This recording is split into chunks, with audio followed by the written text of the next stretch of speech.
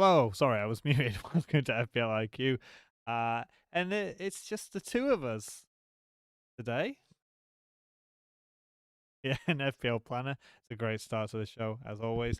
Uh, just the two of us. Unfortunately, Ryan is flagged as in personal reason.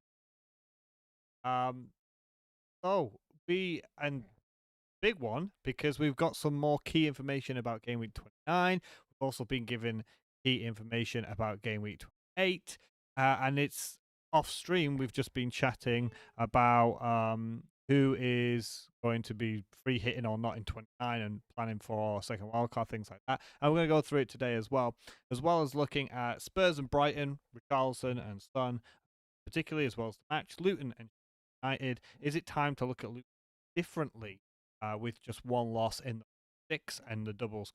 Well, how doomed are United? Looking at that, well, and then finishing off on captaincy. But before we get started, Lucian, how are you doing? I'm doing Oh, great. 10, sorry. That's all good, all good. Are you up yet? Wake up. No, I'm Nice, trying. nice. No,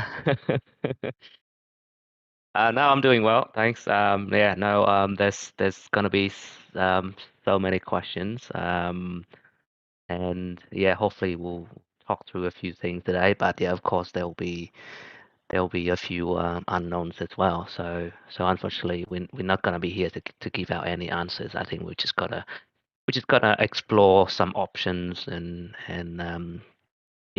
if this then that kind of scenarios, and at the end of the day, it's it's exciting, I think, because we've already got surprising results in the FA Cup, and who is to say that there isn't more, right? So yeah, um, I'm very excited.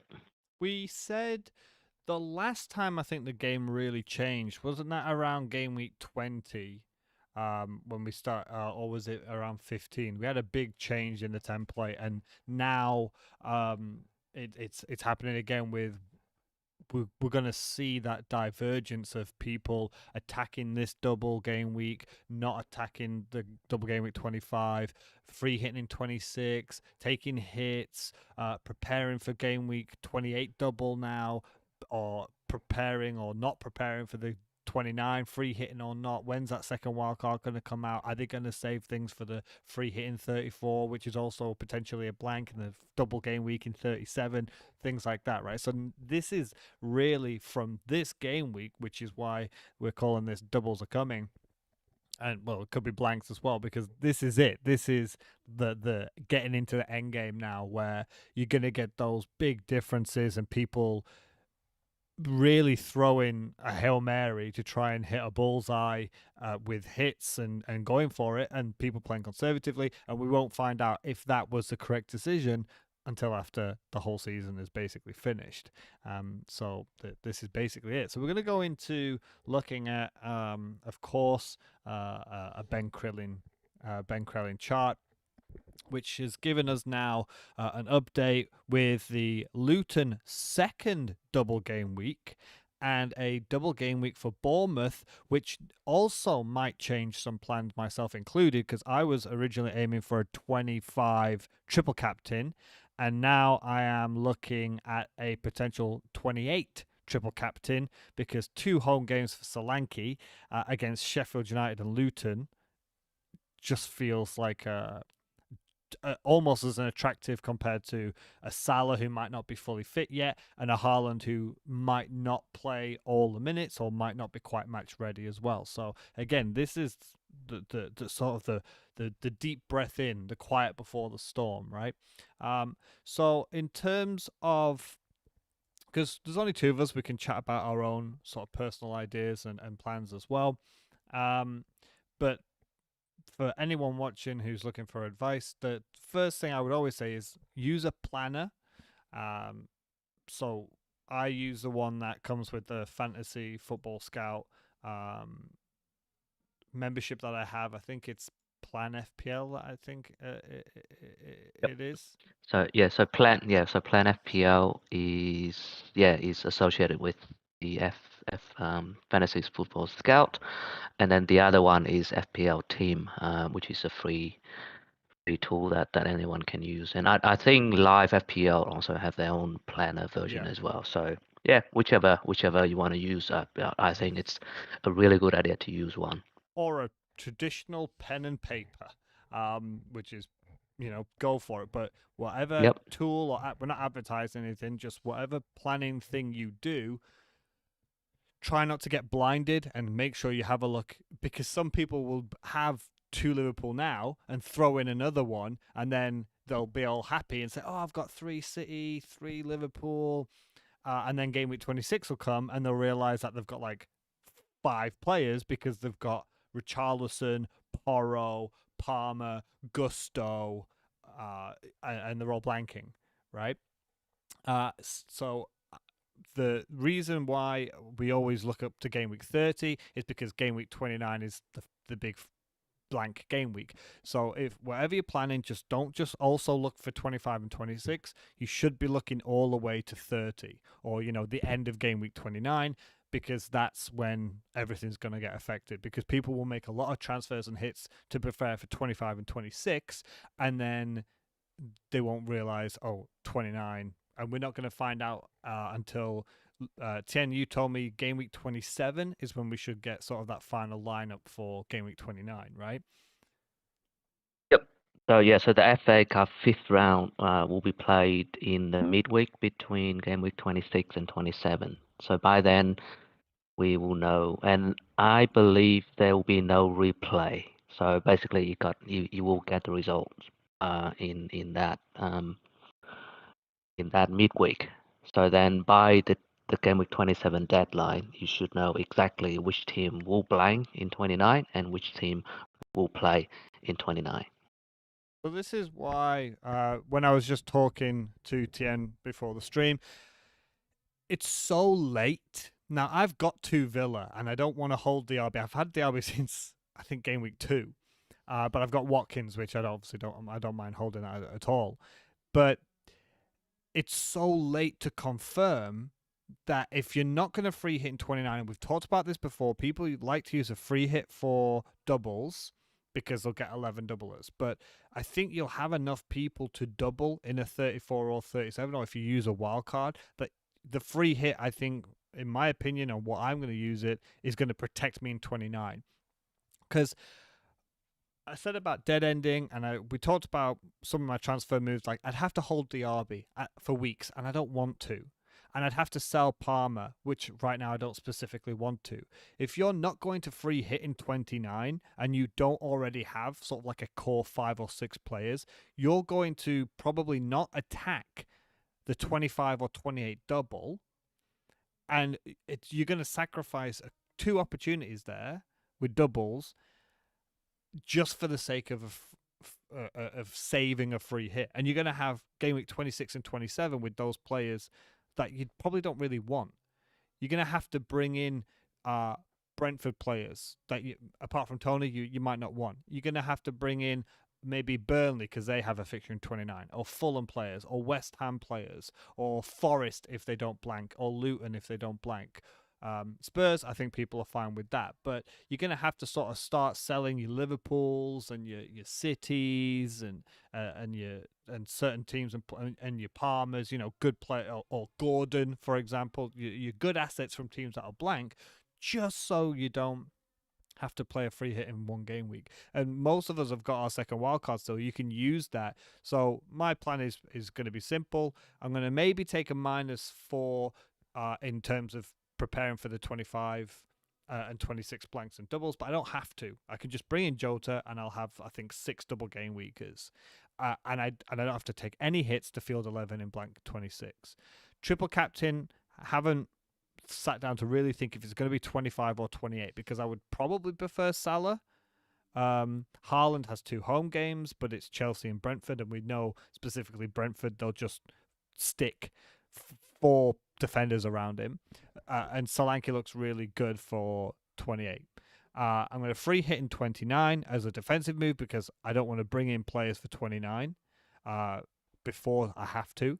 And then in 30, I don't have to wildcard. because I'm free hitting in 29. In 30, I'll still have my Haaland, my Salah, my good players that I want in my side, and then I'll dead end into the blank/double game week 34 wildcard preparing for 37. So I use a wildcard to navigate, and that's with Tien helping me go through that just to figure out, like, it's just not worth it in my opinion. If you've got a free hit, I don't know who you're going to have without taking lots of hits, who you're going to buy and sell. You're going to either have to attack this 25 or protect for 29. I can't see how people can attack 25 and not free hit in 29 without lots of hits or several game weeks with players that you don't want. So that's my own suggestion, my own plan that I'm personally going to be doing. Tien, what are your thoughts then on this whole double 25, blank 26, double 28, blank 29, and beyond? Yeah, so I think the first thing I want to say is it's team dependent. I mean, it's an old cliche that everyone says. It's so true. It's so true because it really depends on what the team looks like now and what it might look like, for 25, 26, and potentially 28, 29 as well. So the yeah, just going through what I have for my team, and then I can sort of expand it to some a few other scenarios. So I've gone early with my transfer this week already. I've already taken a hit to bring in KDB and Doughty for Bowen and Porro. So that brings me to 6 double game week players for double game week 25. So I've got 3 City, 2 Liverpool, and Doughty. Now I could add one more if I want to. It's probably would likely be Tony. If I do go there. So currently the 2 Liverpool I have is Trent and Jota. I don't think I would add Darwin because he will then just be a straight transfer out from after 25, and I don't really want to waste the transfers on just just for one game weeks, and I'm not going to bring him in this game week definitely because I've already taken a hit. So but ideally I would like to roll in 25, so then I can use 2 free transfers to sort out my blank game week 26 team, which I think I will be able to field a pretty good decent 11 for 26. So then obviously the only chip that I might use is the triple captain in 25, as it said. Like it could be on Haaland, or if I don't feel it, then I will leave it for 28 for Solanke, as it said. I think personally, so for the triple captain, right, it's probably the easiest chip, in my opinion. Like closer to the deadline, if you feel it, you activate. You don't feel it, you deactivate. It's as simple as that. It doesn't really impact your plan or strategies or transfers or anything. It's just an on and off switch, and it is the only chip that it can activate and deactivate. All the other chips, once I think the bench boost as well. Sorry, yeah, my bad. So the bench boost and the triple captain, you can do that, but the free hit you can't. Like once you activate it, that's gone. The wild card similarly. So that's the triple captain. And then I'm not going to play any other chip for this next few game weeks until 26. The free hit, unlike you, I am a little bit more flexible. So at the moment in the this moment in time, I have Watkins and Moreno from Villa. They're definitely playing, and I think I have just Areola, who is playing, and that's it. So I only have 3 players, but then things could change because Luton might have is likely to have the game then, so I should have a couple more players. And then depending on the results of the FA Cup 5th round, we will have a couple more teams. So at the moment, I keep a very open mind about the free hit, and I don't want to get fixated in one strategy or the other. because it's the balance between, as he said, the games immediately in front of you for the next few game weeks, taking the double and blanks and all that, and looking too far ahead. So, for example, if you get too fixated, like, oh, I'm definitely not playing the free hit in 29, then every player you are bringing in, you have that sort of game week 29 fixture in mind, and then you are restricted to only a very small pool of players that he can bring in, and that might have a follow-on impact on the game weeks leading up to it. But on the other hand, I think the free hit 29, followed by the wild card straight after, either in 30 or 31, has a very, very strong benefit, in my opinion, is that you can actually attack game week 28 double by selling the like of Haaland, City players, and Liverpool players, because they play each other. So that's the key. So the key is that Liverpool and Man City play each other in 28. So, for example, you could sell Solanke now, or if you don't have Solanke now, you could wait until then and sell Haaland for Solanke. And if you already got Solanke, you could sell Haaland for a Luton striker, Adebayo or Morris or something like that, right? And you could sell the midfields to the double game week midfielders as well. Then you free hit, or not a free hit, sorry, you dead end into 29 because Luton likely to have a game. So you could have Luton players playing in 29 as well. Then you wild cut them all out to get back your City players and Arsenal players and so on and so forth. And then the the main thing that make that work is because after 26, you're gonna bring in Spurs players anyway. So by 29, you are very likely to triple up on Spurs. So that's 3 more players that will play. And then if the fixtures go your way, I think you could easily get up to 89, and then taking a free transfer, or maybe a hit or two, you get 10 or 11 easily.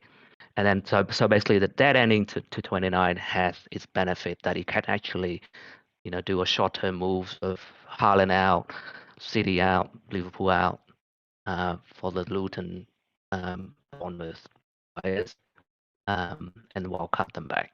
So I think that's a very good if it's possible. So that's, and I mean, we've already seen a surprise, right? A lot of people, like the majority of people, thought that Villa was guaranteed to win the FA Cup replay. But then Chelsea won. So that was a big surprise that a lot of people got caught out because they thought, oh, they have triple Arsenal already. They've got a couple of Chelsea players, so they're good for 29. But now they may not be. But then Chelsea could do a typical Chelsea and go on and lose to Leeds United in in the next round. And then Arsenal and Chelsea are back on. So yeah, I don't think you should be locked in. I think, yeah. So personally, I'll keep the free hit, or very open mind with the free hit, and my transfer will be more about the immediate game weeks instead of paying too much attention on 29. And I think probably the biggest trap is 28. Where people will be like, oh, I only have Solanke. Should I bring in, a couple of Luton players, or like how many should be enough? And then because of that, you either have to take hits or you don't have free transfers to bring in like Spurs players, for example, which should be the priority in my opinion. So that is why I just repost my favorite tweet that I've been running every year around this time. I'll put it up again. Just a reminder that a bad player playing twice is just twice as bad. So you're taking a hit for a player who played twice, but you may get like 4 points out of that. So then it's just like, well, sometimes for defender you may even get fewer than 4 points. they may concede like 4 goals, and you know it doesn't really work. And then your team is actually being you know compromised because of that. So yeah, so if I can hold on the free hit in 29, then I think the obvious play would be wildcarding in 30 or 31 to set up for either 34 or 37, and then free hit on the other one. I think the easiest way is probably wildcard to set up for 34 and then free hit in 37. Now, I think the big caveat we have to put out is both of us, right? We don't have the bench boost. We've already played our bench boost. So that I think that's the key information as well. For a lot of people, they have the bench boost still to play. So then the wild card will kind of need to be tied to that as well. So then you could have the wild card in 30 or 31 to play the bench boost in 34 and then free hit in 37. Alternatively, there is a strategy that I think might become more viable because of the shock FA Cup result is wildcarding now. So you can actually wildcard now if your team is not very well set up for 25 and 26 at all. I.e., let's say if you only have 2 double game week players now, for example, between Liverpool and City and anyone more, you could actually wildcard this game week, and if you got the bench boost, you could play the bench boost in 25. And the wildcard should set you up for that, and you should be able to navigate game week 26, so the blank 26. And then basically from then on, you free transfers to try to navigate 29 and 34 and 37. It will be slightly trickier to navigate with only free transfers, and you still have the free hit as well. So at least one of those games where you can use a free hit, but you could get some gains, some big gains between now and game week 28 already to make up for that. So it's try to get ahead, and then when people playing their chips, you don't have chips, but you've already got the point. So it is. I think it is a viable strategy for some team. But I think at the end of the day, as I said, it's so team dependent that you got to look at your own team and decide which strategy is best for you. So team dependent and also fixture dependent. You said it yourself. Everyone's now assuming that Arsenal and Chelsea is off because Chelsea has just won away at Villa, but they could lose to Leeds and then it's back on, and then suddenly people who have got Gabriel, Watkins, Saka, Erdegaard, Moreno, like they've got like 5 players from those two plus Palmer. They've got 6. They don't need to free hit in 29. Even if that happens to be, and you said it yourself, I said it in the chat, and I think you said it at the start about clicking and unclicking. I just see the free hit is a great emergency button that if, let's say this chart goes to plan and the teams that we think will blank, your free hit's there, no problem. It's 1 game week, free hit it, not a problem. You have to bring in Fulham, Burnley players, whatever, for 1 single game week. No worries. But if we find out in 27 that Arsenal play, Chelsea play, and so on, then you can save the free hit for that. I just personally think you're right. We don't have a bench boost. If I still had my bench boost now, I would honestly just chuck it on 37 on a double. If it's a double now, then I would just if you've saved it this long, then I would play it now. In 37, I mean, because by the time you get to that, I still think triple captain's the best call for 25 or 28, because I see people benching good single game weekers in 25, and I get that, but I just think if you've held it this long and the doubles are right there, and we think 37 could be a big one, it doesn't matter who you've got on your bench. They're probably going to have enough fixtures. And if you're going to be wildcarding or doing things around game week 34, you're going to have 3 or 4 transfers that by the time you're that deep into the season, you can go ahead and bring in spend free transfers on a bench because you've just wildcarded, so you shouldn't really need to worry too much about it. So, for example, I've got Van Hecker, right? He's 4 million, plays for Brighton.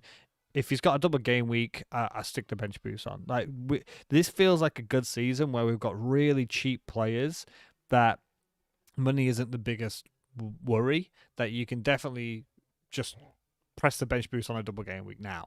I think if you've kept it this long, I just don't see the point in a single game week where we're going to have like 2 big double game weeks. And I just think 37, you're probably not going to have any other chips to worry about playing. Like, I don't think you're going to be wild carding in 37. You might be thinking about a triple captain in 37, but I just think these doubles right in front of your eyes, 2 home games for City, Liverpool having Brentford and Luton, or Solanke having Sheffield United and Luton at home, they're there, they're in your face, you know what you're getting. Now's a good time to triple captain. And bench boost, you can just chuck on any doublers who's just trolling around on your bench at that point.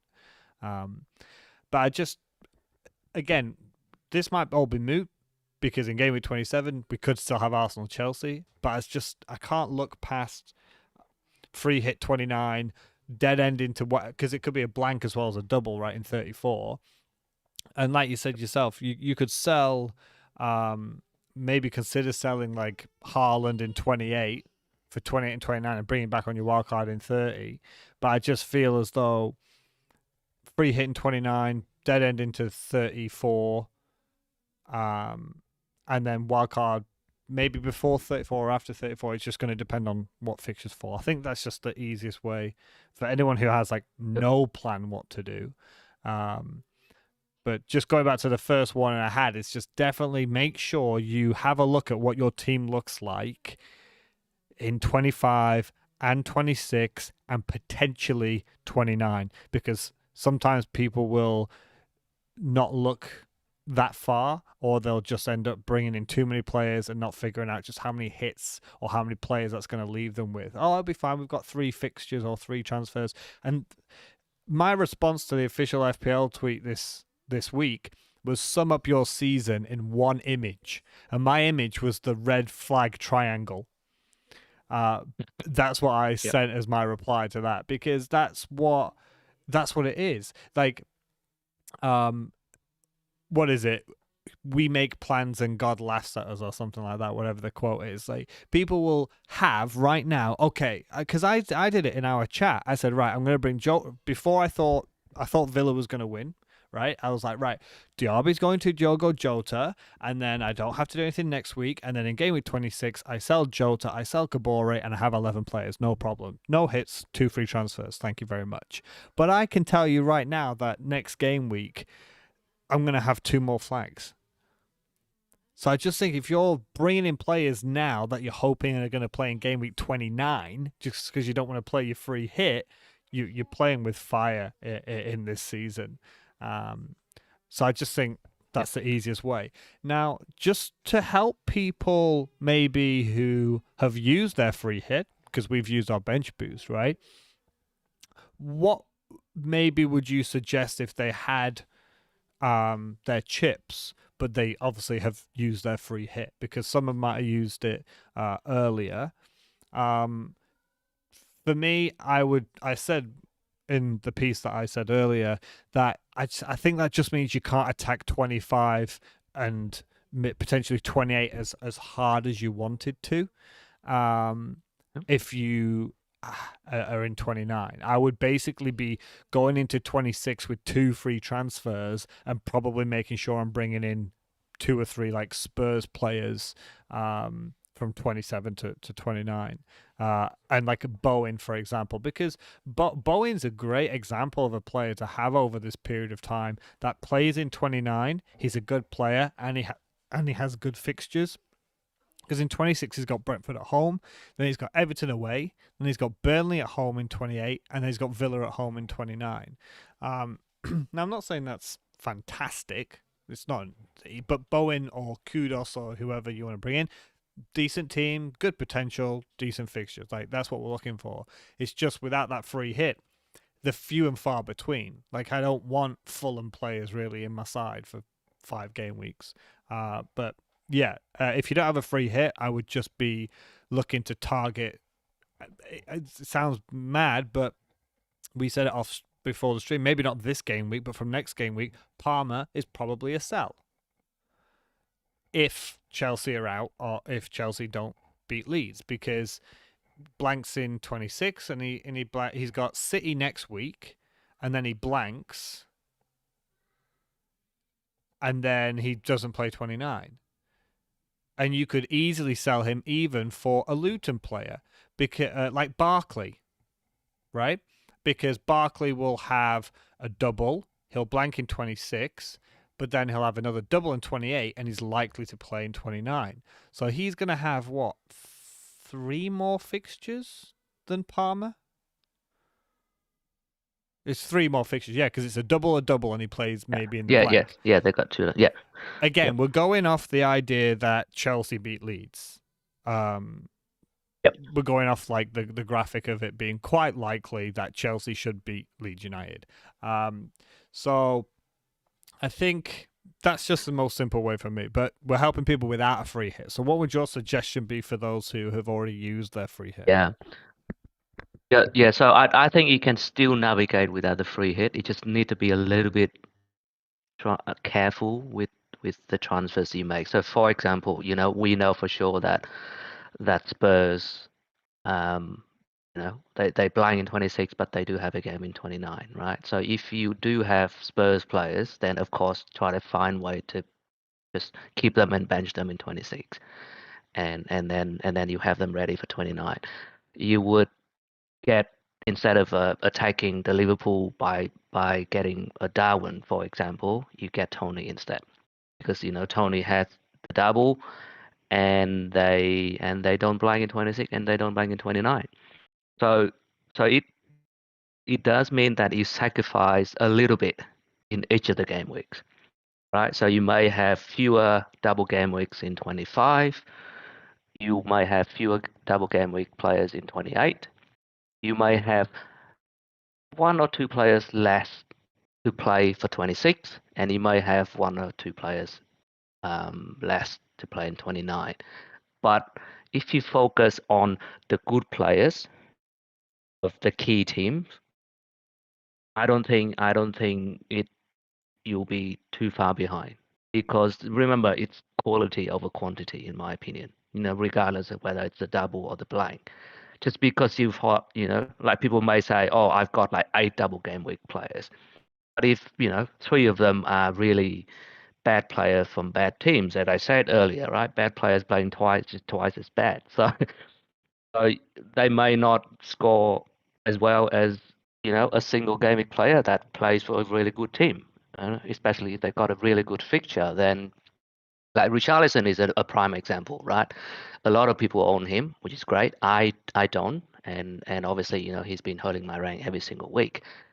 And obviously I decided not to buy him in the last couple of weeks because I looked forward to the blank 26. Like, I can't buy a player that blanks. Um, but if you have him, then there's no reason to sell, right? Just keep him and you bench him, even if you only have 9 or 10 players for 26. And yeah, and it does mean that you can't have too many Liverpool players for 25, because if you bring in Liverpool players, then of course they don't play in 26, and they are very likely to not play in 29 either. So yeah, so you may have some gains in 24 and 25, but then they have 2 blanks and they have tough fixture against City in the middle as well. So I think it's very possible to navigate through all of these game weeks without the free hit. And yeah, just gotta be very, like, you treat every free transfer like a very, very valuable thing. Like, you don't just like, oh, I just want Liverpool for this week because I want to attack this Burnley game and a double, right? But then if it's sacrificed from 26 onwards, then it may not be worth it. Now, I think one of the chat earlier from so I am not 1974. I think it's really good. It's like, he's going to break it into 2 chunks. Just look at 24 to 26 as one chunk, try to optimize it, and then by 27 we know the FA Cups, and hopefully there's some cup magic and surprising results. Then we will plan from 27 to 30. I think this is a very good idea, so that you don't have to look too far ahead into 29 and making a transfer with 29 in mind, because as you said, you never know, like a player may get injured, and then the whole plan just go into disarray anyway. Um, yeah, there's just so many different ways that he can go. Really, it's just so exciting, in my opinion. Yeah, it's the best time. It's when we're getting lots of different plans and even if these were the fixtures in game week 29, people's free hits are going to look pretty different, and people are going to play the wild card at slightly different times. Like this is, I can't remember when was that last big divergence. When was it, like game week 15 or one of the early? There was a big where the template was pretty much smashed, and it's just, and the same again. But it's Was it's that like, before players went to AFCON and Asian Cups? I think yeah, that and was probably people played the when wild yeah, the start. cards Yeah, at slightly different times, right? That was yeah, the first big one, I think, in when people were wild carding either in like game week 7 or like 9 or 11 or something like that, and then obviously AFCON and the Asian. Like I feel hard. I've held Salah, and I was right. Like I didn't think Egypt were going to go far, but Soslo, like he got injured. People will argue, of course, if he played, maybe they would have gone further. But yeah, if he wasn't injured, but it is what it is, and Son made it all the way to the semi-finals, but he could be back this game week. He could be back straight away, so that is going to go nicely into our talk on Spurs and Brighton. So said itself, Spurs are playing in game week 29, so people might want to keep an eye on them either for a transfer or for the free hit side. And Brighton is just probably the most inconsistent team in the Premier League right now. I read out the results last week. Like, they don't have the same result at any time over the last like 10 or 15 games. It's like if they've won the next game, they won't win, they will lose or draw. And then if they draw the next game, they won't draw the one after that. It's like it's a different result every time with Brighton. So we're going to talk about the man in form. It is Richarlison. Now, I was quite surprised because he has been on a run and he's not been under my radar because I think he was a popular choice from Son to Richarlison, but only 16.8% owned in the game, and the man is on an absolute mission. Is it too late? Is he a long-term choice? Is he someone that people can still bring in? So for this part, I think the boat's gone. I'm not saying he's going to stop scoring. I'm not saying he's going to go bad, but he is someone now that you're not going to look to until after game week 26. Because obviously they're going to blank. So there's no point, I think, bringing in a player where in a midfield position where you could go ahead and get a doubler and have like 3 more fixtures over the sake of his one over the next few, right? He has been excellent. Is 9 goals in 8 games. If any other player gets 9 goals in 8 games, he's probably in our sides, right? But blank game week 26. Yes, he plays in 29, but I said it earlier, Son's back and Maddison is back. And you've got Maddison, Son, Werner, Johnson, Kulusevski. Is Richarlison undroppable?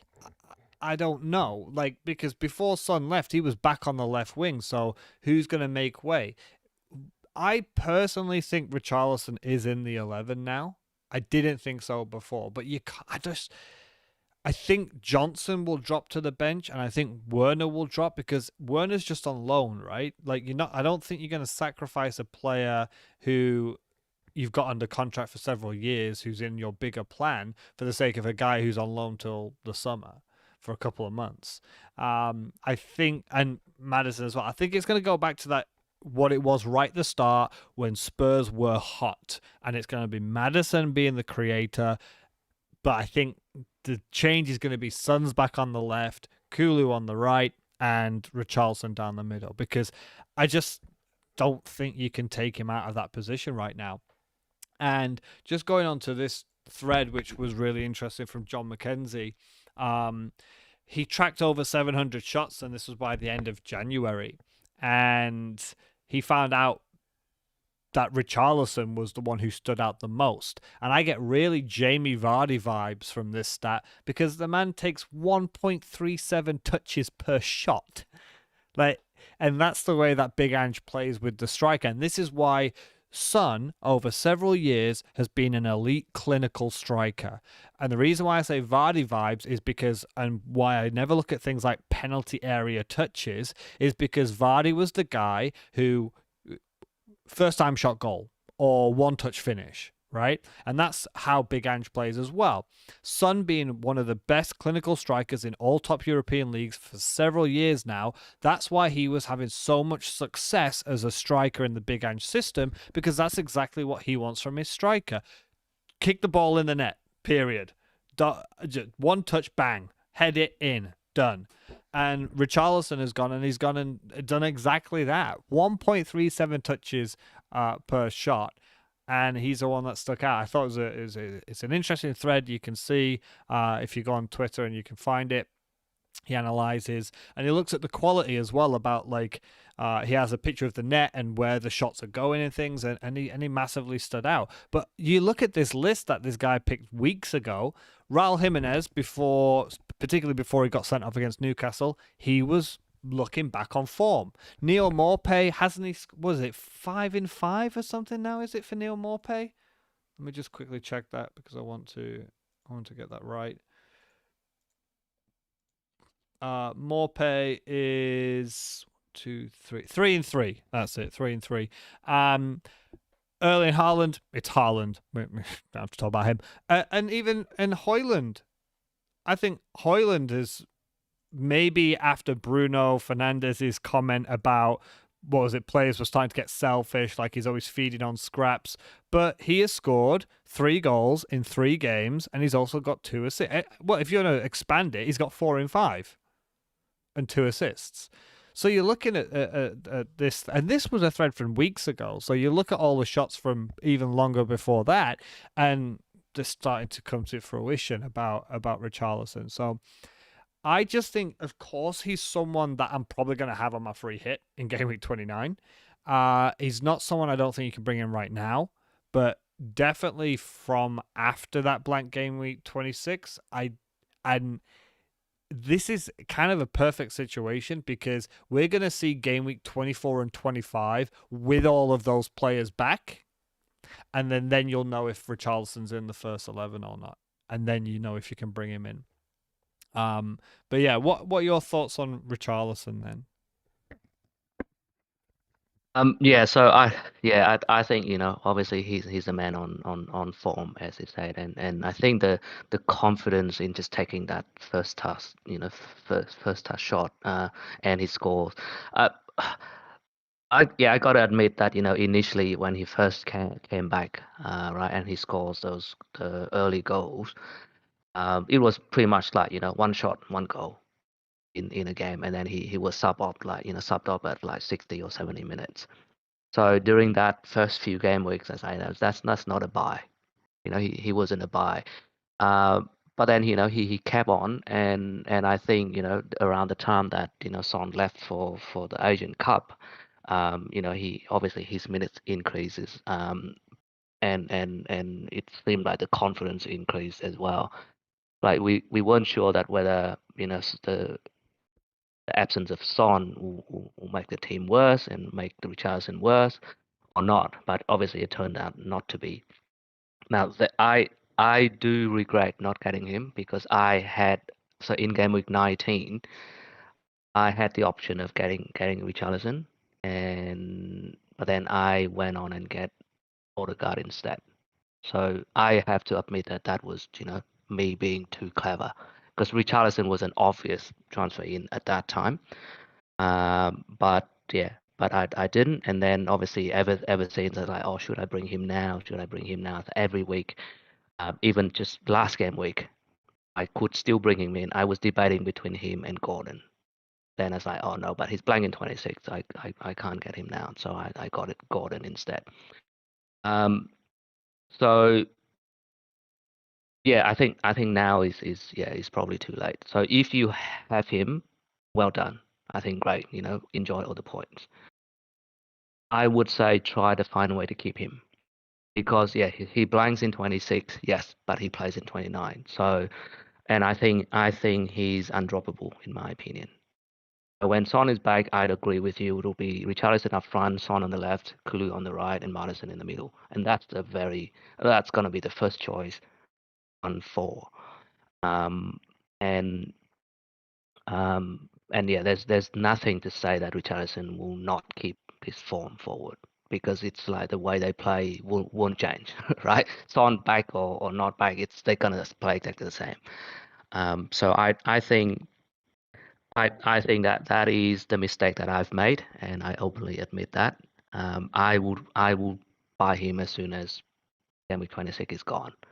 So I think Spurs will be the priority transfers in after the blank 26. It will just be the matter of choosing which two. I think I'm gonna go for two midfielders from Spurs. It's just a matter of which two. So between so Son, Maris. So which basically which sons do you want, right? The son, the true king son, or the Madison, or Richarlison's. So I think I'm just gonna pick the best two, depending on how they play. Um, and then yeah, after that, I think it's gonna be a long-term hold. Yeah, but here's as so I don't think you were lucky if you got Richarlison early. Like just with Son leaving, and I think Sarr left as well, right? And the injuries they had, they were the worst team for conceding chances and goals. They were bottom of the table for expected goals conceded. They had no defense. They were playing. Who did they put? They put Højbjerg at centre back for one of the games. Madison was out. Son was away. That's why we didn't go to Richarlison. Like we need to look back and think. Like I'm not going to say those people are lucky. I don't think at that time it was a good idea to bring Richarlison in. And remember, Richarlison hadn't scored. Richarlison, what? Before game week 15, he scored once in game week 5. He scored one goal in 15 game weeks, and then people were bringing him in, and it just didn't feel right. Like if you brought him in, say game week 19 or 20, then that's fair. You've seen a bit of form. I just don't think jumping straight to him with the players going for AFCON or for the injuries that they had, I don't think it was a particularly great move. I went to Foden, which points wise, I think it's quite similar in the last sort of 4 or 5 game weeks because Foden's got 26, 2, 12, and 8. So I don't think I don't know how close it is with Richarlison. I don't think it's too far off, right?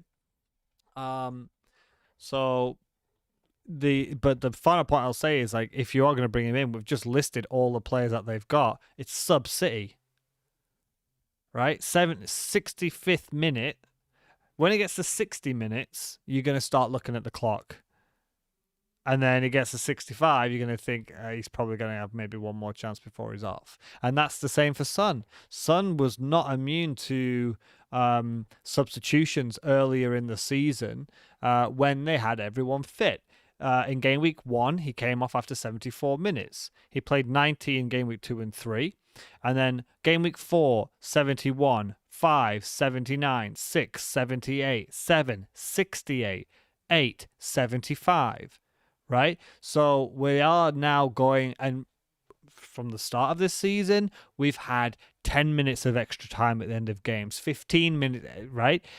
You are no longer losing 20 minutes from these players. You're losing 30 minutes, which is, again, something that further pushes me towards a Solanke triple captain because, touch wood, he's going to get full games in those 2 games, right? But Haaland, he's back off a 2-month bone thing. We've not got the specific. Is it a stress? Is it a fracture? Is it what? Is something?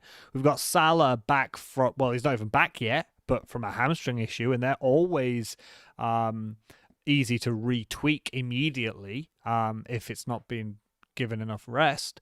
And they could be fit but brought off after 70 minutes, especially with.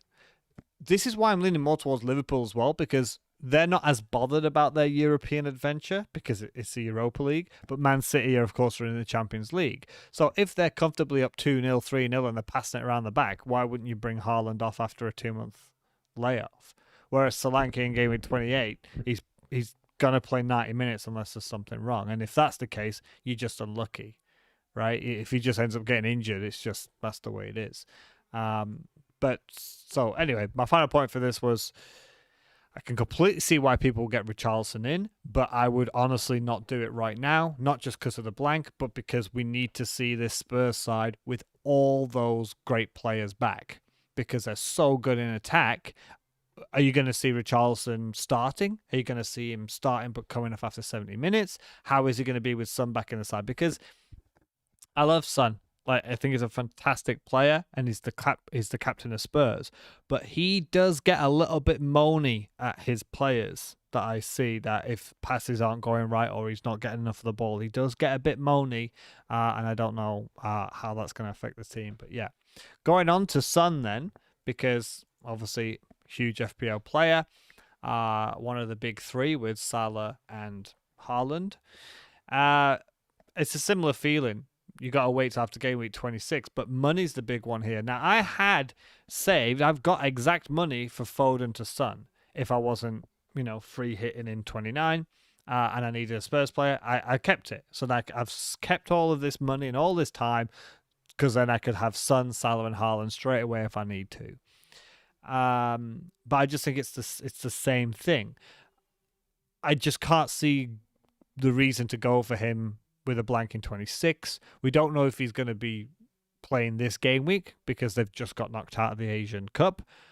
So he might need this match off just to have a rest because he's just played a whole competition, right? He's not being injured. He's not been on holiday. He's been playing long games of football. So he might not be here this game week. So you bring him for one match in 25, blank in 26. What's the point?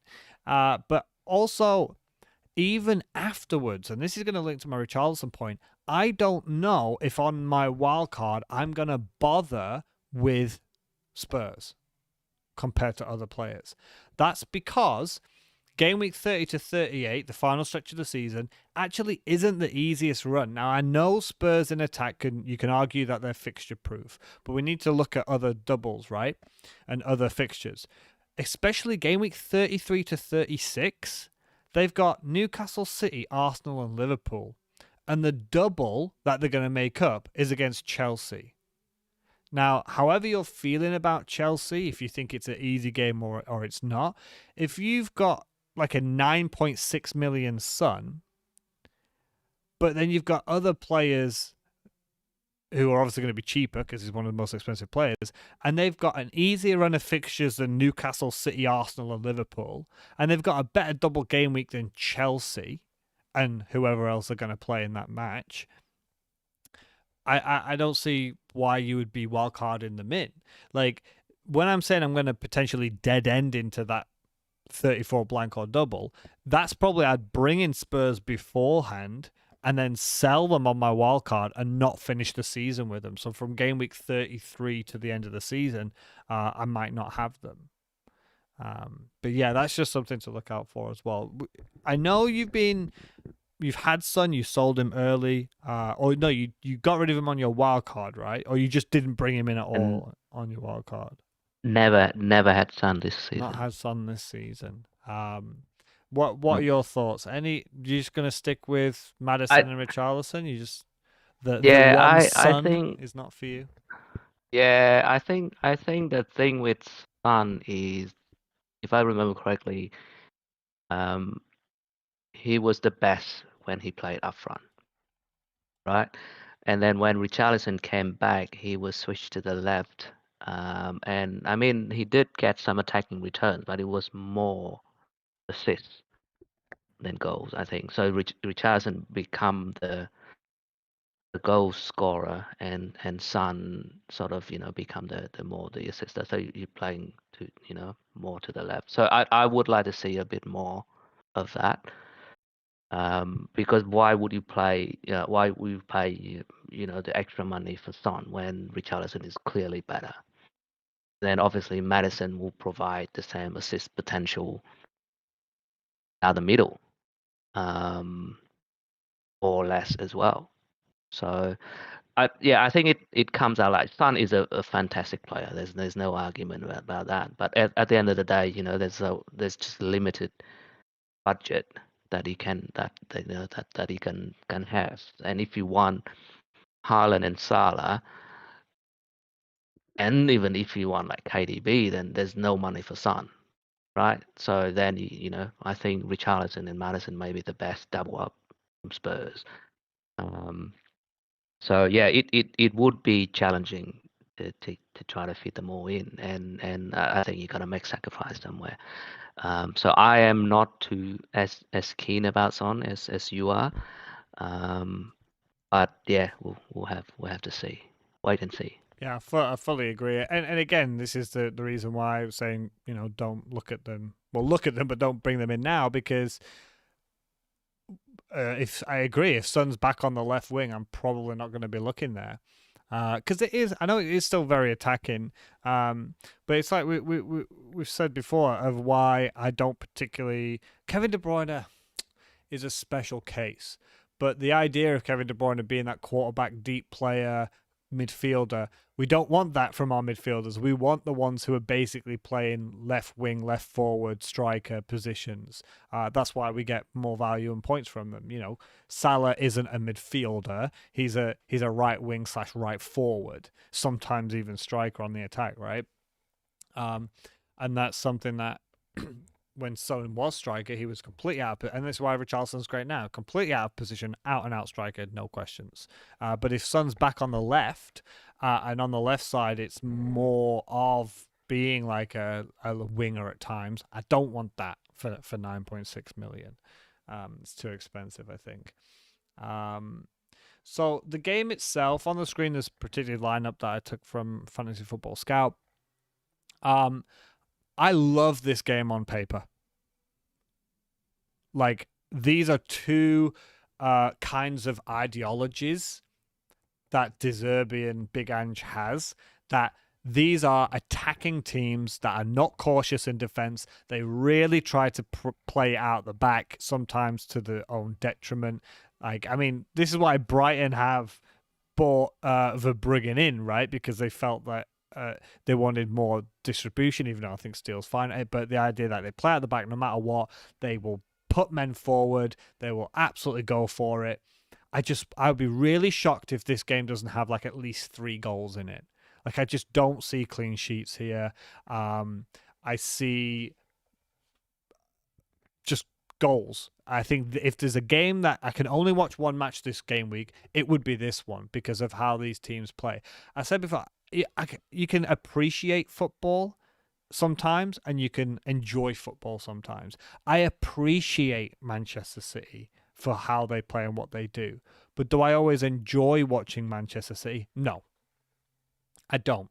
I watched the Brentford game. Did I enjoy it? No, I didn't. And that was not Man City's fault. It's how teams, what they've got to do to stop them.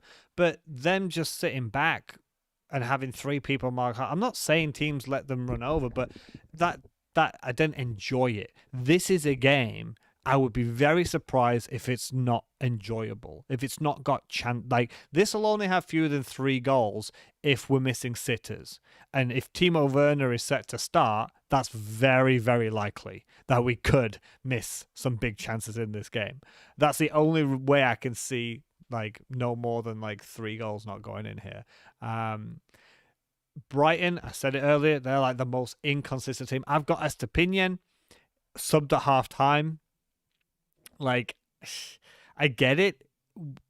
I said the reason I've got Porro as well. So I've got 2 defenders in this game. 2 defenders in a game I don't think are clean sheets. But my argument is for those players, we have to have 3 defenders in FPL.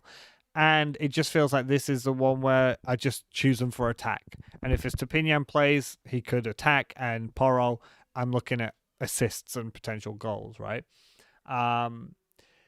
But Brighton smashed 4-0 by Luton.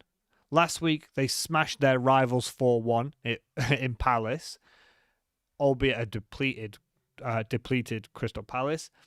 Their results change every week. Like, all I can say about this match is goals. So if you've got any assets, even though I said I think there's going to be goals, and I'm playing 2 defenders from this fixture, and Van Heck will be on my bench. Estepinian, I'm really disappointed. He's gone from one of the hottest players in FPL at the start of the season to someone who gets benched at halftime and is a potential sell. But even if I think there's going to be goals, I still think Estepinian can attack that left-hand side. And I still think Porro can... Well, Porro is sometimes central attacking midfielder to / right wing, right? If you've got Richarlison for this one, if you've got Maddison for this one, if you've got João Pedro for this one, I would be hoping for goals in this. I'm leaning more towards Spurs. This is because Spurs have got the form. They've only lost 1 in the last 8 after a really poor game week 11 to 15. Now they have pretty much all their first team back, which they've not had for a very long time, especially because of injuries, AFCON and the Asian Cup. And with that, I just see Spurs continuing that run of form. And if Estepinian plays, even though he's my player, that's definitely a weakness that I think that they can attack, because defensively, he can be vulnerable at times. Equally, I think that Destiny has been great in attack, but has made some big mistakes and been a bit exposed defensively. He made a huge back pass error for a goal before, but I just feel as though this is a real shame that March and Matoma are not fit for Brighton, because this is the kind of game that we would have sat here, some of us with March, Matoma, and or Maddison and Richarlison, and we would have been really looking forward to this match more if Brighton didn't have as many injuries as they've had this season. But yeah, this is going to be a flank game. This is going to be weaknesses down both sides of the attack, but both are going to go for it, and I think it's going to be great. So what are your thoughts on this match, Tian? Yeah, I think you've covered it really well.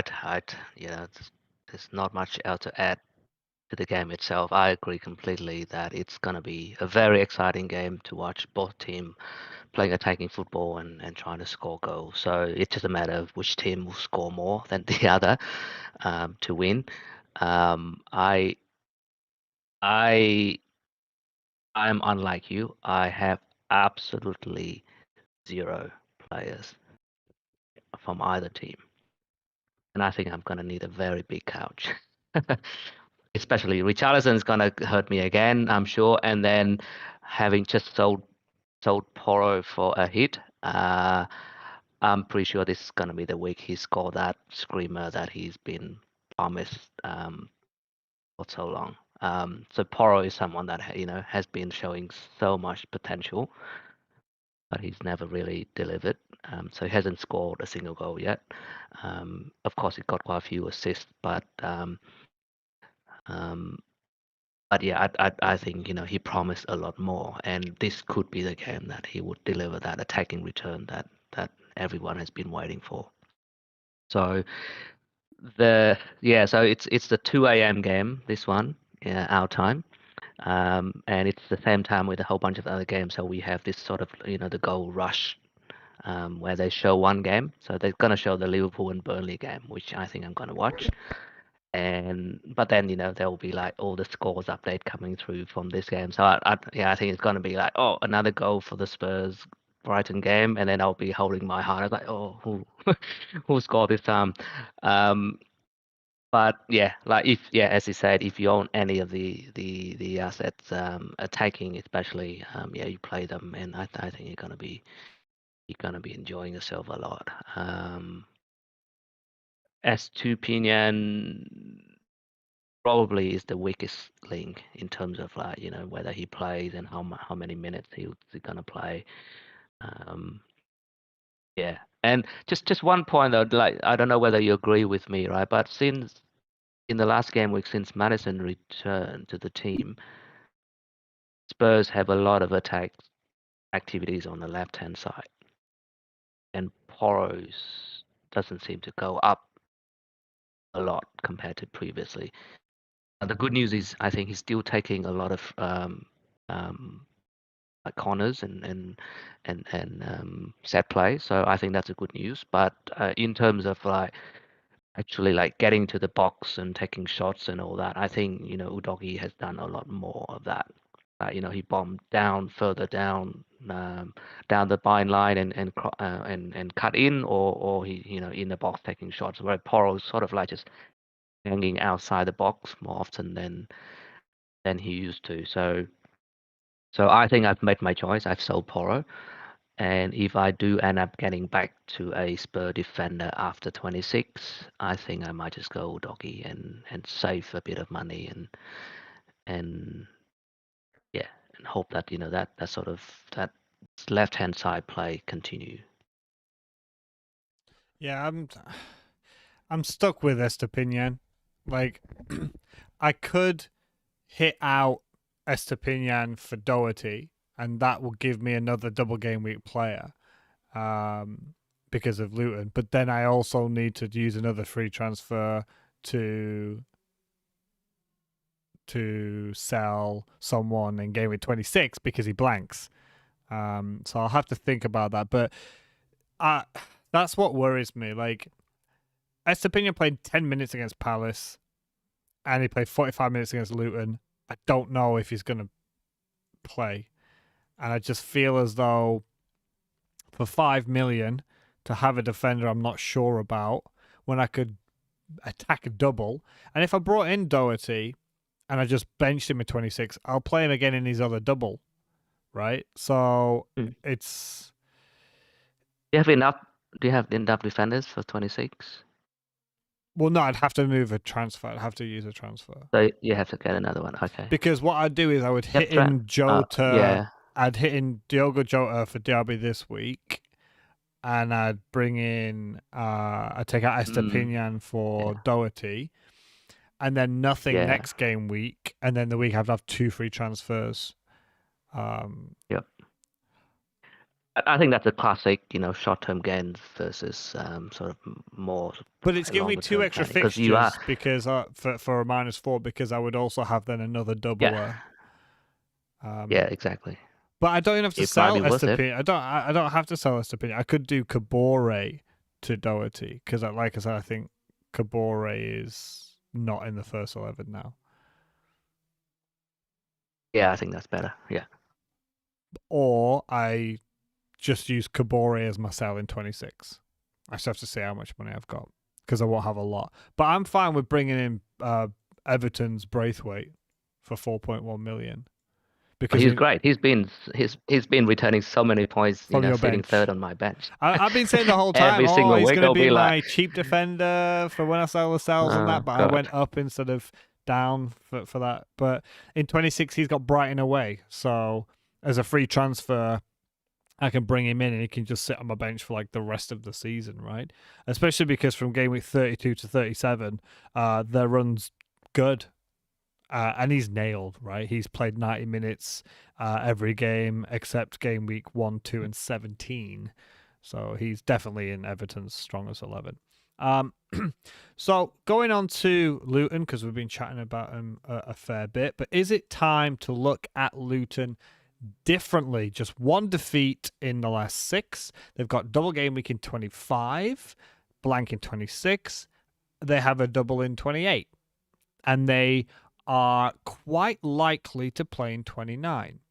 But you said it yourself, a bad player playing twice just means it's a bad player double, right? But is it time to maybe get rid of that stigma that they had way back at the start of the season? On the face of it, no. Still, I don't think no. Look, I've had Kabore for a long time because he was playing like right mid or right wing. He was 4 million and he was sat third bench. That was why I had Kabore in my side. I had Morris for the double game week because at the time he was on penalties, he was a 90-minute man, and how I played at that point, I had Haaland and a very cheap striker next to him, and Morris was that very short-term one, and then I had João Pedro for a long time. I just think Doherty is a popular pick, and I don't mind having him in and basically subbing him for most weeks except the double game weeks. But going into midfield and attack, I just think that there are better options than having a Luton player from those positions. But on the face of it, that's how I feel. Am I going to sell Palmer for Barkley? No. Am I going to sell Watkins for Morris or Adebayo? No, I'm not, right? Am I going to sell Solanke for it? No. Who else am I going to bring in from Luton? Maybe Kaminsky in goal. Am I going to bring Kaminsky in for Dubravka? No. Or Areola? No. But I wanted to have a proper look at it, not just watching the matches and not just looking at the names and the money they spend and the salary in the stadium. Look a little deeper into those last 6 games. And look, they are good. Not in defense, but they are putting up, not just scoring, but they're putting up the stats to prove that they are on, they're a team in form. They're in the last 6 games that I looked at, they're third for goals. 8 of them came in the last 2 against Newcastle and Brighton, this isn't them like thumping like Sheffield United, who they're about to play, or Burnley. This is Newcastle and Brighton. Arguably, yes, Newcastle and Brighton have not been very good defensively, but still, I think that's good. They're top 10 for attempts in the box, and they're third for shots on target. So they're in the top 10 for having attempts, and they're the third best at sticking the ball between that rectangle for a goal. What more do we sort of need from a team that is probably the cheapest in FPL that's going to have 2 double game weeks in the next 4 game weeks, right?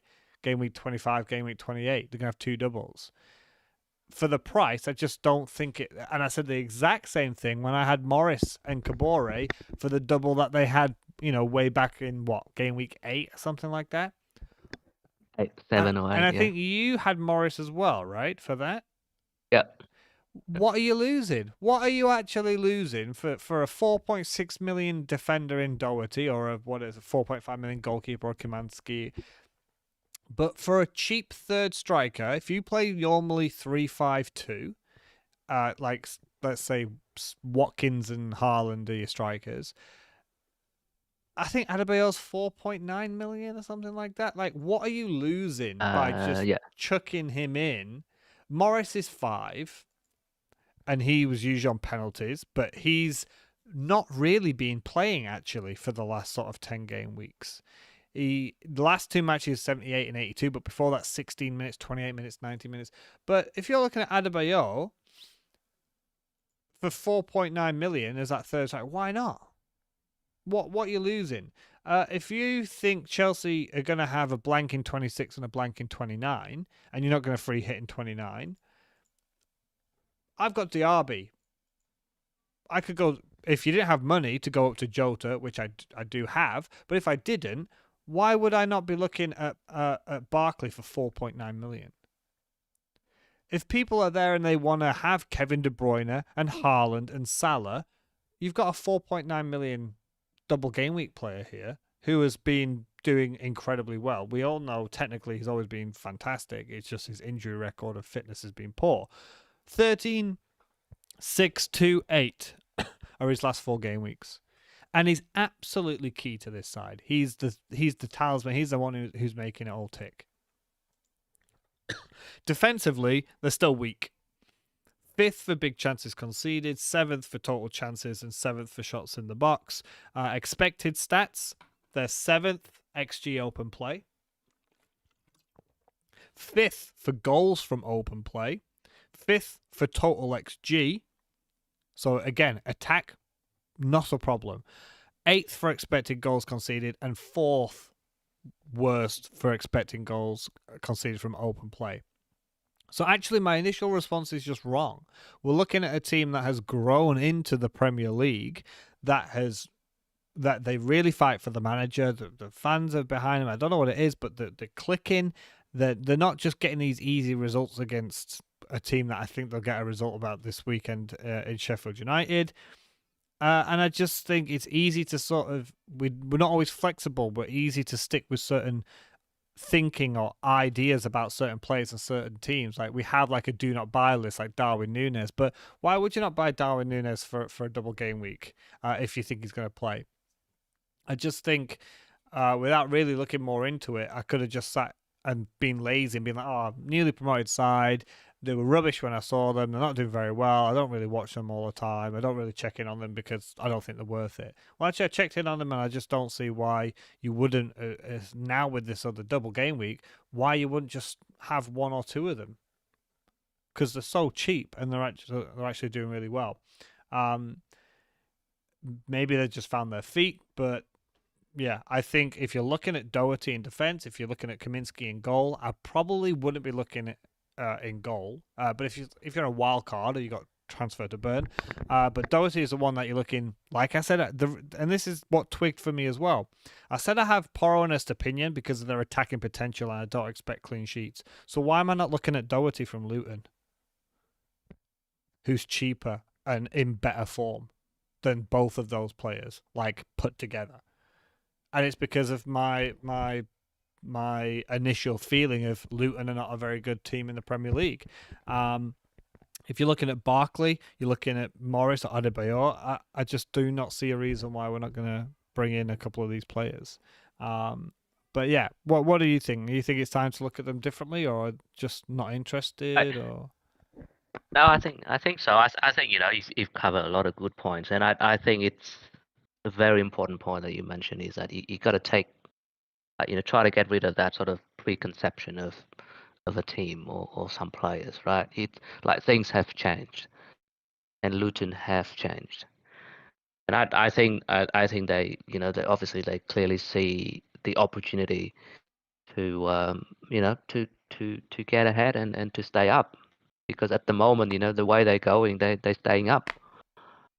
And I think that's very important, and obviously the way they plays, and you look at the some of the players that you mentioned, like they've been doing really well, but they're just going under the radar because we have better fish to catch, and I think the you ask like what is the cost, right? What is the cost of getting them? I think the cost is the opportunity cost. So the opportunity cost in like if you get Adebayo or Morris, who are you sacrificing in the forward line? Look like everyone's gonna have Haaland, and now Watkins is not a sell because he plays in 26, he plays in 29, so he's a keep.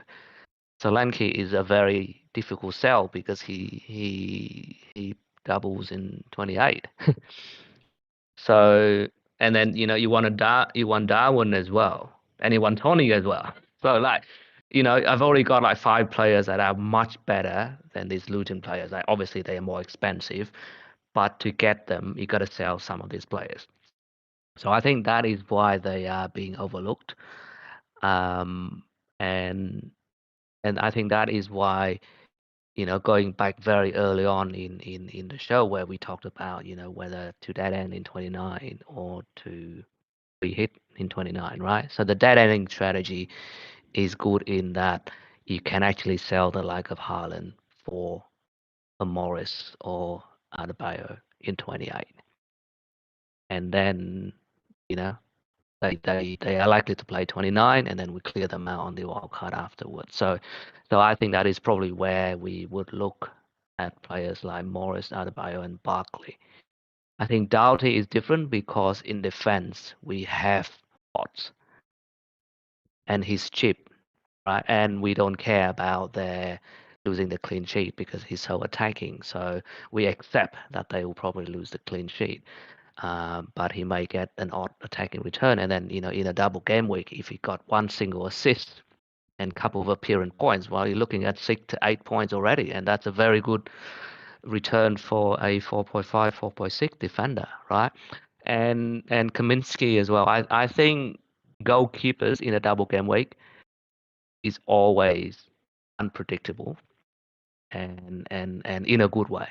In a good way, because they can make a lot of saves and they could get an odd assist. Like Flecken in the last game, like they played 10. City, and Yeah. obviously we expect, yeah, it's like we expect that. Oh yeah, you're not gonna get any points, but he made so many saves and he got an assist as well. And that could happen in a double game week where Kaminsky could easily do that and get a double return. It's easily. And Morris last time, he got a double return. So it's you play the numbers game, right? They play more fixtures, and of course, as I said, bad players play twice as bad. But sometimes you got to take that chance if you see it. Um, but yeah, it's the trade-off is that you are losing really good players from good teams who also doubles as well. Or if you look over, like don't just look at in one game week. I say, oh, yep, Luton have two fixtures compared to one fixtures. But if you look over like the 5 or 6 game weeks, they may have the same number of fixtures because they play in 26. So I think that they trade off. But I agree with a lot of what you've just said that we can't just look at them and just discount them straight away and say, oh yeah, just Luton. Yeah, they are really good options, and especially on a wildcard. Like if you are playing the wildcard now, having Kaminsky and Doughty and maybe one of the Barkley. I think midfielder or just attacker Barkley. option, Yeah. could be great because then you can just bench, right? You can rearrange the team so that you can just bench him in a game that you don't want to play and then play him in the double, for And I'm example, just or saying or as a play bench those boost option. players Yeah, at the doubles as well, because that's, again, maybe yeah, it's just my old thinking, but that's the only time I want to play them. And I think they're the ones that really stand out. I think Doherty number 1, Barkley number 2, Kaminsky number 3. But they're all under 5 million, so why wouldn't you? We're not going to talk about Sheffield United. I think it's a waste of time. Relegation fodder, just so adrift. yeah, Brereton is 5 million. He's a midfielder who's out of position, but look, he could be a defender, and I still probably wouldn't bring him in for 5 million. We've got, because they're just done. They're done. The match itself, stereotypical 6-pointer. I think. Look, Luton are in form, Sheffield United aren't. Despite Wilder having a decent effect when he first joined, I think going backwards wasn't going to help them. I do still think, if you look at the squads on paper, Sheffield United do have, or did have, the better team, but Luton have the tactics, the identity. When you look at the teams down there, like Burnley probably have the strongest squad of the three, but they have a specific attacking mentality and identity under Company. I feel Luton with Edwards, they have that style as well. They have that identity. I see nothing from Sheffield United. So despite having arguably better players, I don't see better tactics or a system or a team out of form. So the only thing that's going to be weird, I think, from this is these are two teams that are so used to not having the ball, someone's got to have it. And that's going to play into Luton's hands because of Ross Barkley. Give him the ball, let him loose, let him be free, and he'll run the show. And with the way that they line up in like a 3-4-3 to a 3-5-2 to a 5 at the back, whatever the phase of play is, I just feel as though this is it's close because both teams are not used to having the ball. But I think Barkley, being how good he is, like he is so good. He was so good when he was at Everton. He went to Chelsea, he was good. Just his fitness or his injury record is what. But technically, I've always thought he's a fantastic player, and he has hit a good run of form. That this is the perfect game to just give the ball to Barkley and watch him ping passes all over the park, sticking it out wide for Doherty to put it into the box onto Adebayor's head, or for Barkley to just do through balls to someone like Adebayor or Morris to put the ball in the back of the net, or for himself to hit a shot from out the box in the top corner, or to score like a free kick or something. I see nothing from Sheffield United apart from Brereton as a potential threat, or on throw-ins or set pieces. I just don't there's no game changer, I feel, for Sheffield United like excuse me, like Luton have got. So I'm going to side with Luton, and it's at Luton as well. So it's such a big game. It's a 6-pointer, but there's nothing for Sheffield that makes me think they'll get something. What do you think? Yeah, no, I agree completely. I just put in the chat. I think it's gonna be a 3-0 to Luton. Yeah, they have so much to play for, as you said, in as a six pointer game. Um, and yeah, in the last two games, right, they're playing Brighton and Newcastle. They scored 4 goals each. It wasn't like, lucky goals, counter attack or anything. Like they took 11 shots against Newcastle with an expected goal of 2.36. That was very good, right? And then against Brighton, similarly, they got 18 shots and 3.21 xG. So yeah, I think they will score a lot of goals, and yeah, Sheffield yeah, there's nothing against, nothing for Sheffield to say that they would put up a fight. And I think the mentality is there for Luton. Like they clearly see that this is a very crucial game after a really good run of several wins and draw against good team. Like they clearly will take that momentum forward. And I mean, I'm not selfish at all, just because I've got Doughty. So I think a clean sheet is on the card, and probably an assist or two from him as well. So that'll be nice. Yeah, I think I'm. The more I think about it, the more I think that's the move to make. And Colm thinks that Burton Diaz could get a goal, and I can see it because I said earlier, Luton, the weakest part of them is defense. But aside from that, yeah, and good luck to them. I like seeing a team like Luton. I felt the same when originally, maybe when Burnley came up. I definitely felt it when Bournemouth first came up. Teams that come up with those little stadiums that have not been there before, that have earned the right, and I hope that they do stay up. Because why Yep. not? Who doesn't like a team like that to stay in the Premier League? So going on to our final point of captaincy. So for this one, Haaland at home is going to be to Everton is going to be a big one, but I am leaning towards bringing this man in and captaining him. It's Diogo Jota against Burnley. Now this is not just because of the form of Jota. There's a couple of reasons why I'm leaning more towards Diogo Jota. First is because of my regret last week. Last week when we talked about captaincy, I captained Haaland for his assist, but I said I was really thinking of Watkins because he was playing against Sheffield United. And I said the whole time, if I had a good player, strong player who I trusted, because captaincy comes down to trust, that I would captain them against Sheffield United. And if not, Burnley. And then after that, Luton. And I didn't do it, and I just went for Haaland. And it wasn't the worst. I still had some of Watkins' point. It wasn't bad. And Watkins had lost a little bit of trust, which was the reason why I swayed against him. And I'm looking at this. Everton are better than Burnley. And I think that Everton can frustrate Haaland more than Burnley can frustrate Jota. I think Burnley at home is an easier game for Liverpool than Everton at home is for Man City. And I feel as though we're going to get another situation like at Brentford where we're going to have Tarkowski and Braithwaite within a metre of Haaland for the whole time, and Everton will sit in a 4-5-1 or a 5-4-1 and just say, come and get us. Daesh ball at its finest, where they're going to sit back and they're going to wait and they're going to either counter, just like most teams like this do against Man City, sit back, wait for a counter or wait for a corner.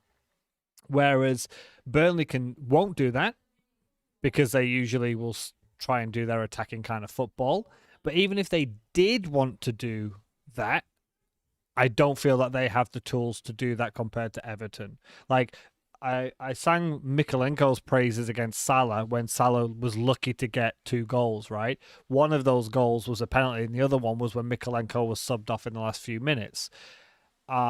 Braithwaite has been fantastic. Tarkowski's a good one. Like, and defensively they'll have like 3 defensive midfielders.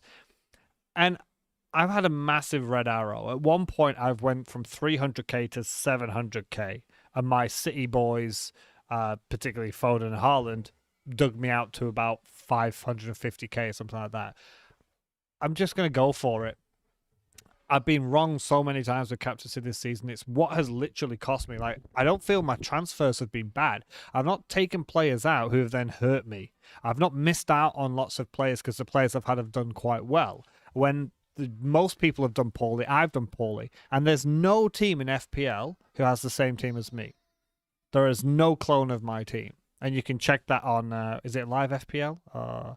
Whichever website you can check. If no one has a team like mine.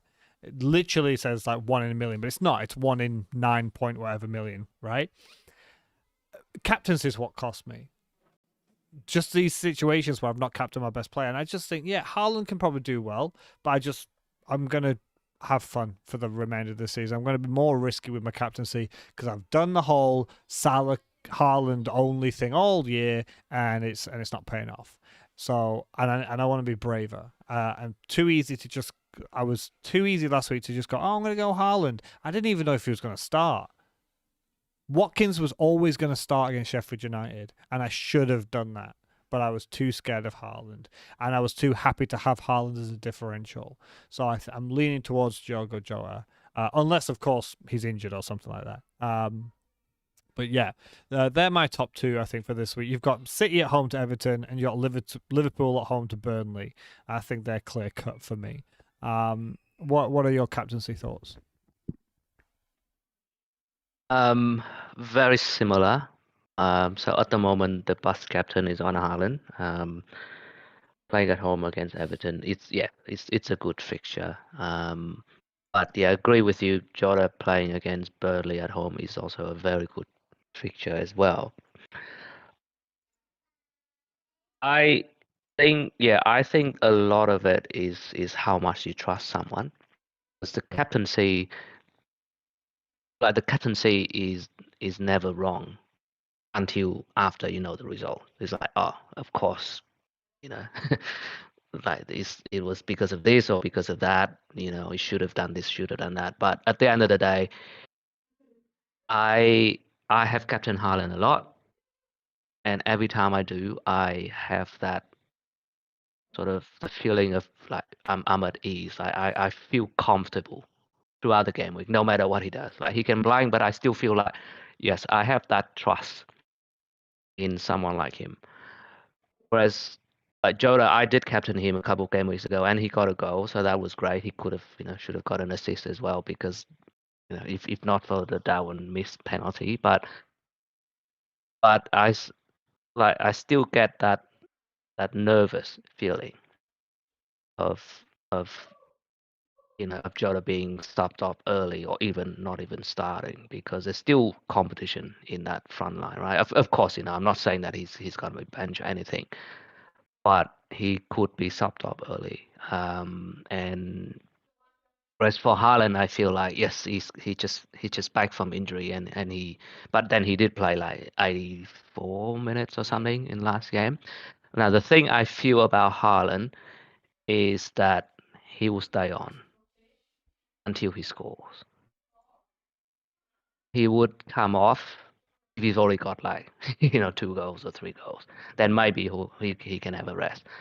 But if he hasn't scored, he will stay on generally. Whereas the like of KDB or Bernardo Silva or even Foden or Alvarez, it's game state, right? Pep will change team around depending on whether they're winning or not, or they're chasing. Haaland will just stay on regardless. They could be 3-0 up, but if Haaland hasn't scored, I think he will stay on until he scores. So, well, at least that's just my personal feeling about how the City teams or the way that they treat Haaland. So it's a trust thing, and I don't think there's going to be a right or wrong answer. Like, if you have a strong feeling about Jota, you go with Jota. I think it's a very strong option. Some people go for the like of KDB. He's a very strong option as well. There's no argument about that. I just trust Haaland more. So I think that's why I'm leaning, and I'm just gonna enjoy the point from Jota, the point from KDB, the point from Foden, and so on and so forth. Um, you could say that's an EO play. I don't think it's an EO play. Like it's part of it is that yep you captain the highest EO player whose EO is going to be way over 100% this time. But it's not just that. It's the trust thing is what I'm leaning. So, but yeah, for me the top three is Haaland, Jota, and KDB. Any of them could do really well. But then, of course, the swing could be massive. It could be like, Jota 20 points and Haaland 2. Like anything can happen in a single game week. But I feel like, yep, that that always give me a comfortable feeling in the game week. Whereas if I captain someone that I don't trust, even though like, on paper it's the best fixture, but I just don't trust that player. Then it's just like I just don't feel comfortable. I do trust Jota, Yeah. but I mean, he could equally come off at 65 minutes with a blank, whereas Haaland is unlikely to come off at Yeah. 65 minutes without a goal. But yeah, and you're right, he's back up to like 64% ownership, whereas Jota is in like, what, 14% or something like that. So you're right, I could enjoy both, but at the end of the day, I do need points. And Captaincy doubles it. He's 14.3% owned, is Jota. But, if he goes and gets 14 points and Haaland gets 5, and then, it goes up to 28 for captaincy, and I just see myself missing an opportunity with a home game to Burnley. But they're both correct. And you're right, it's probably easy to just say Captain Haaland and enjoy all the points from all my players. But I'll end up kicking myself if Jota gets, double-digit haul and Haaland gets maybe one I goal. think yeah. I think that's the key point as well. Like you have to make a decision that you feel comfortable with, and the next day or the end of the game week you don't regret, regardless of the outcome. I think that's the most important point, right? Because if you go with the most popular captain when we strongly believe in someone else, you'll be kicking yourself if the result don't go your way, right? Because like, why didn't I do that? Whereas if you do it and it doesn't go your way, you still like, no, that's fine because that was a decision that I made because I had a strong feeling about it and I had good reason for doing that. And then I think that's fine. So I think you're gonna have to detach yourself from whatever the outcome is and make a decision that you are comfortable with and you don't regret the next day or at the end of the game week. Yeah, I think Haaland's just the easiest one to make. And look, Jota's 19-pointer against Bournemouth is the outlier because he has had another double-digit haul since Bournemouth in game week 2. So I think just sticking with Haaland's always the easiest way. And I'll end up in free fall because if Haaland smashes 2 goals and Jota blanks and I've captained Jota, I'm tumbling further. I need to sort of stop the rot kind of thing. So yeah. Yep. All right. Well, that's Just a quick point, right? Yeah. Like just a very quick point on the EO thing. Like yes, like you may say that you shouldn't take that into account, but if if you go with Haaland, then no matter what the outcome is, you are more likely to get a green arrow than a red. Like obviously, it depends a lot on what other players Yeah. do in your team, right? But if you just compare the two between Haaland and Jota, if Haaland blank and Jota score, you get a green. Right? If Haaland score, Jota blank, you get a bigger green. Right? Whereas if you go Jota and Jota blank and Haaland score, you get a big red. But obviously, if Jota score bigs and Haaland blanks, then you get a big green. So it's more like sort of higher ceiling and higher floor. Whereas if you go the popular choice, then you always more likely to get gains, but just sort of like smaller gains in both scenarios. So yeah, I know that you shouldn't take that into account, but when you are a little bit less certain, then go with the more popular choice is a lot safer, like in terms of like guarantee a better outcome And in whatever the feelings. scenarios is.